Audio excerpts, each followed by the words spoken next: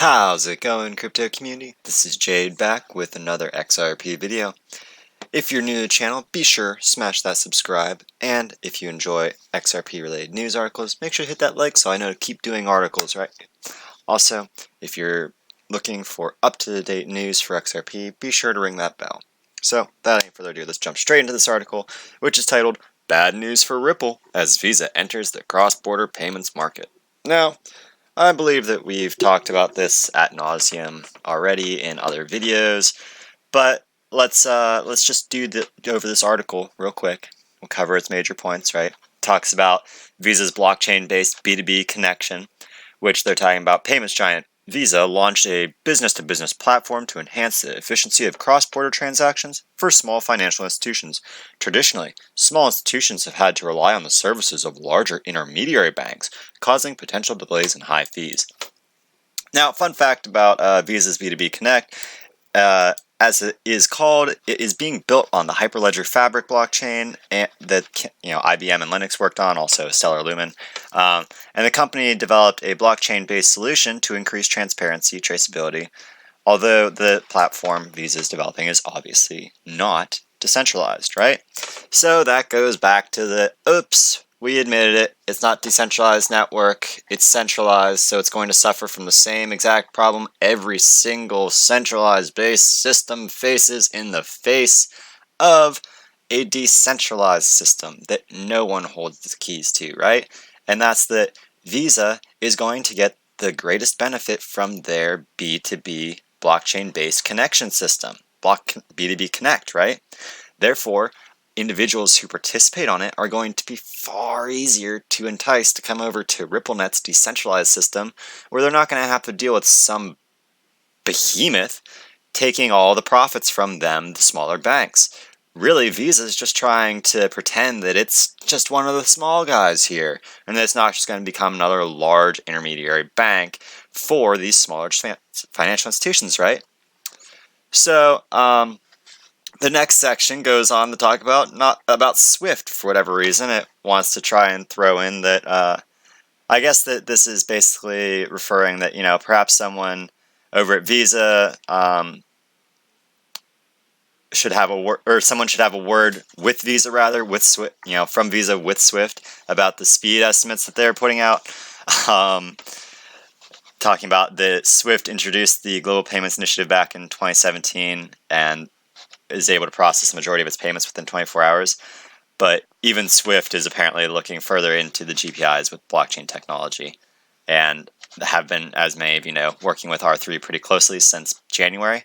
Then it goes on, somebody mentioned Ripple, and then this rest of this article is really just going on to talk about how originally JPM coin was the big fear that was going to come out, and then everybody started talking recently about Finality platform that's being released by a consortium of international banks, of private banks, right? Pardon me.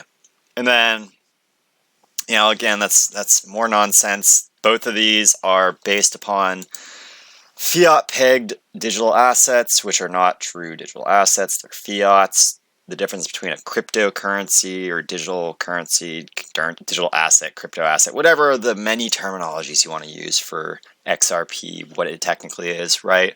The difference between that and a fiat pegged or a central bank distributed or a bank distributed currency is that, again, XRP, Bitcoin, none of these can be artificially inflated. You can't create new coins out of thin air. All the coins that will ever exist are hard-coded into the protocols that operate those networks, right?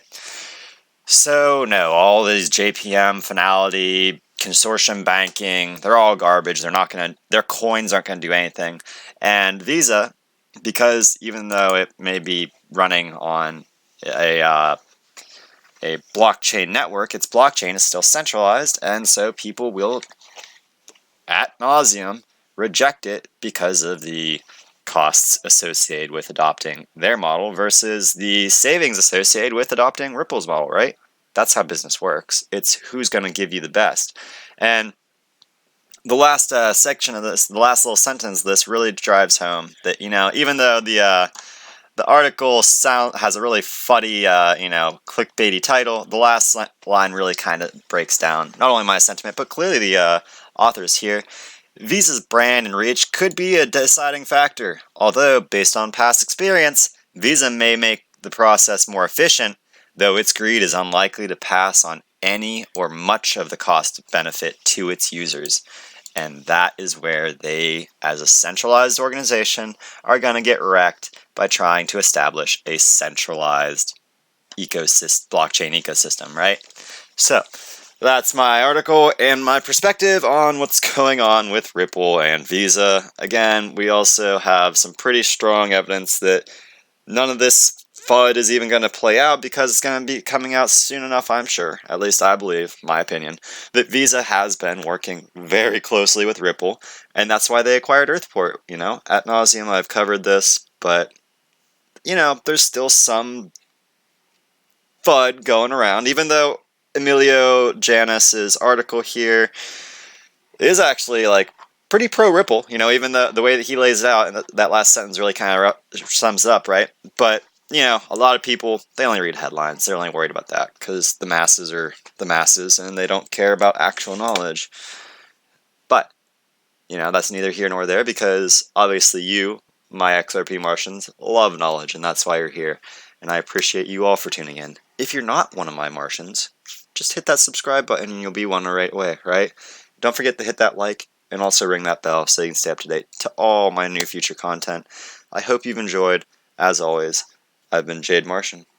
You've been watching The Martian Report, and I can't wait to see all you, my XRP Martians, in my next video on Mars.